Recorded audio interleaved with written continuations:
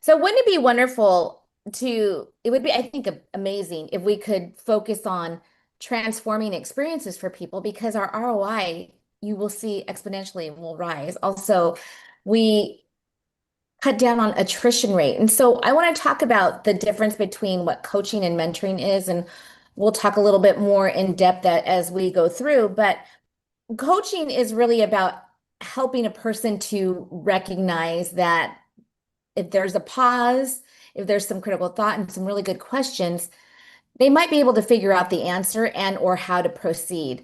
Whereas being controlled, I remember walking into my boss's office and having them say, "This is what you're going to do." I had no understanding and no buy-in. I had to sort of filter that through.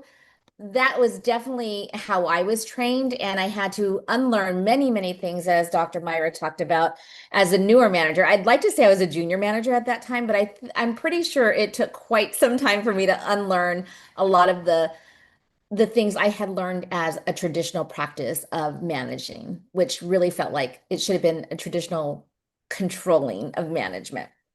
I mentioned earlier that control is rarely about being power hungry. It's often a concern of getting the outcome done. And I would say that managers, especially mid-level managers, don't get too many opportunities for professional growth and development. They're not introduced to mentorship. They're not often introduced to conferences or other PDs that would help to expand the critical thought around that. So